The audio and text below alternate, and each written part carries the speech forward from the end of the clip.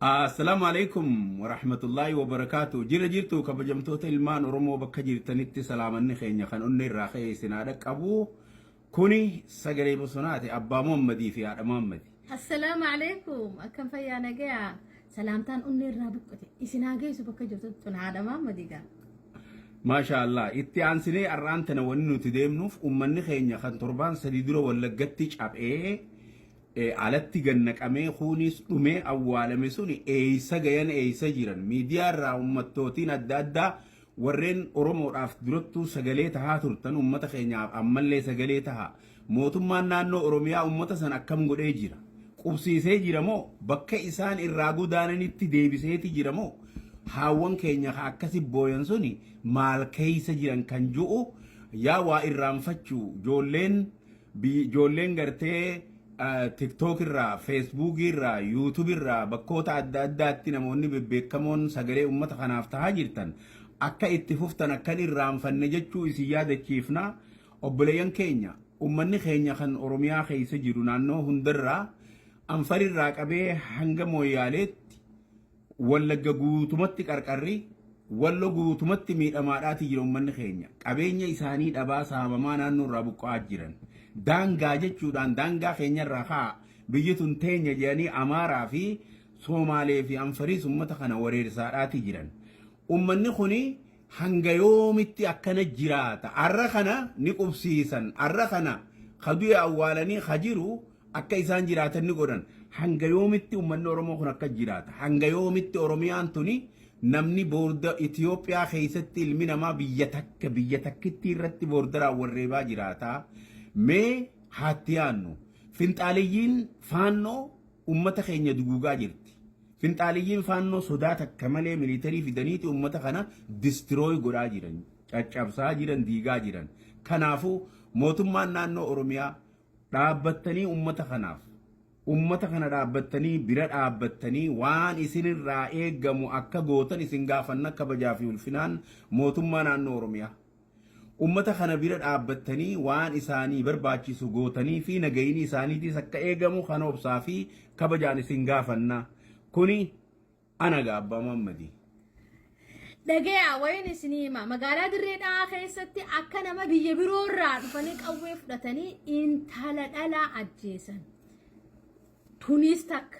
hin jirtu durtun kutaa harar keessatti akkasi hummana khiyya hummaarre jaaniiti Oromoo dhiibaa jira magaalaa harar keessatti akkasi tun hin jirtu dur yoo Wallagga keessatti nama manasaa keessaa baasanii gubanii kaan ajjeesanii kaan gatanii deeman tun hin jirtu duratti amma dhufte ammallee deebii arsii keessatti xarafa arsii keessatti baale guutuu keessatti wanni kun deemaa jirti tun hin jirtu Boorana keessa yoo dheeyte akkasi Abiyyi Ahmad si jaalanna biyya jaaraa jirti fayyaadee galatoomi lubbuun namaa qixraanaa miti karaa makiinaatiin tolfamtu lubbuun namaa qixraanaa miti maaliif jennaan yeroo bilisoomne nuti gammanne bulchaa gaarii arkannee kabiyya teenya jaaru kabiyya teenya guddisu jennu keessatti safaraan gandaan qaxanaan ilmaan biyyatiyyaa kamuu taanaan sabi sablamnu hundinuu tokko du'uun qabu maaliif Oromoo qofaami kadu'u hedduudha wanni kun dhaabamuu qabdi wanni kun dhaabbachuu qabdi sirni wayyaaleen tumte kun sirni kun diigamuu qaba itti sirni gartee isaanijootu كفافلنا جزاء خجان سنغرتي تكامو كلا تشيح غدو افان سومالتي ادخوكتي بتي افان روموتي جامتوني دابمو قبدا نمني بيا في خيستي سومالين غمدي تجراتو اورومون غمچو نتي ددو فينجرتو خان اماري غمدي بيتين خيستي جراتو اورومو وني تركتو فينجرتو بولچان كين اورومو ليوتي ابي احمد نوتي سبا لموت بيتين خيسة بيجنت خين خيسة قبطو فدافو خبجاك ابن جاللك ابنا سومالي هاتو ادري هاتو وانو خيسة نفهم دو اورومون غرب الليتي دي قبلتي من يسي سيري فير رفستي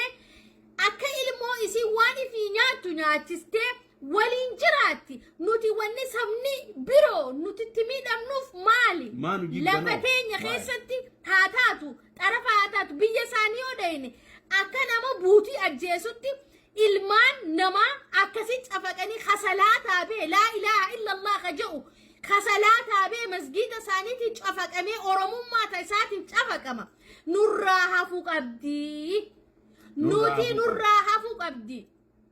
biyya teenya gurguranii lafa teenya bitataniiti lafa san mootummaan nuu kanne jedhanii bitatanii manarra ijaarrata takkittiin asit galte tun dhibba galchiti asitti galchitee nama keenya taa'aa fi dhaaba kutti ajjeefteeti akka nama bashoo ajjeese akka nama gartee qaxurree ajjeese dhiifamaa bashoo jechuu kiyyaa qaxurree ajjeeseetti gumaa isii ollaa kaayaniif kabajaan dhufanii isaan intala oromoo ta duute sanii dhufanii dhaabbatanii jiru bakka cufatti wanni fakkaattuun akkanaa deemaa jirti. Yaada Muhammad emotional hin ta'in suuta. Dhiifam siin qabe itti fufi. Lakki ani Abiyyi Ahmad nin jaaladha bulchummaa isaa kana ammallee Oromiyaa bulchullee nin jaaladha bulchaa biyya teenya hunda nin jaaladha ilmaan biyya kiyya an takkoofillee hamtuu hin qabnu ammoo kabajaa dhabne duuti teenya lubbuu shumburrooti haqqatte lubbuu shumburroo hanqanne dhiirooti ilayoomii wanni kuni hanqam takkatti fufa mee takka dhiiroo dura ummanni keenya kan Wallagga keessatti miidhame kuni bakka harkatamoo bakka harkanne eessa jiran isaan kuni akkamiidha wanni nuti isin gaafachuu jiru keessaa mootummaan naannoo Oromiyaa qawweensiif red laayitii taate qawweensiif sarara diimaa taate Somaaleedhaaf girii Somaaleef gartee girii laayitii taatu hin jirtu ummata keetee kor godhuu danda'u yookaanoo naannoon tun nurraa diiguu qabdi an guutumatti wanniin isin gaafadhu wanni kuni forever nurraa dhaabbachuun taa'u yoo Dr. Abiy Ahmad Alii dhaabe malee Dr. Abiy sirna TPLF biyya teenya irra jaartee ummata keenyaan gingilchite kana akka isii ta'utti sirna isiin qopheeffatte kana balleessuudhaan malti sirna naannoo kun baduu qaba yoo sirni naannoo kun hin banne rakkina guddaatu uumama Oromoo imimmaan irraan citan jechu hadaamii ollaa agamsaa jirtu hadaamiin ollaa agamsaa imimmaan irraan cii jettu Oromoon akka biyya biraatii miti naannawa taate saarkilii keessa jirti akkasuma waliinuu TPLF garaacha keenya keessatti naannoo namaa kannite ummata akka adaree kanaaf ummatoota biraa hedduu warri kanaa jira garaacha Oromiyaa keessatti killilii namaa kannanii summii ummata Oromoo jiddutti akka nuti hin rafne garaa keenya keessatti ibidda qabsiisan Dr. Abiy Ahmad Ali that is my message kuni dhaamsa keenya dhageeffadha please waan killilii ja'aman naannoo kana tirtirtanii sirna badhaadhinaa gajjaaruu qabdan sirni badhaadhinaa jaaramuudhaaf sirni TPLF lafatti uumte kun baduu qaba yoo kun hin banne imimmaan Oromoo irraan citan kuni sirni kuni sirna saba dhiphuu sirna saba xiqqishee saba guddaa ittiin onsaniidha sirni kun sirna Oromoo qophaa'ee miti laal akka qurxummii jeesuudhaaf gartee madda cuqqaaluu qabanii yaada ja'amsani wanni Oromoo keessatti kaleeyxan kuni tan Oromoodhaa fi Oromiyaan balleessita waan taate jecha nuti ilmaan Oromoo kan keessaa fi ala jirtaniis waan kana itti yaada Abiy Ahmad takka akka Itoophiyaa guututti ilmaan sabaa sablammoota hundaa waliin Oromoon bulu takka moo kutaa Oromiyaa keessa ummata gartee nu dhiibu nu cinqu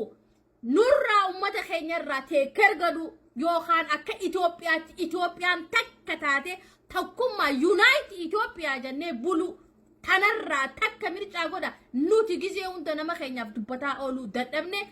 yeroo bilisummaa bareedduu mi'ooytuu biyya jaartee waan adda addaa qanini ilmaan sabaa salmuun Itoophiyaa keessa jirti bashannanu keessattu kutaadhaa fi gandaan qabaleedhaan namni dhibamaa jira yaada kana itti yaada Oromoo walloo itti yaada Oromoo isinis itti yaada Dr. Abiyyatis itti yaadi وان كان اتيادا سريسا والقطيسا عمال ليني ديبنا السلام عليكم ورحمة الله وبركاته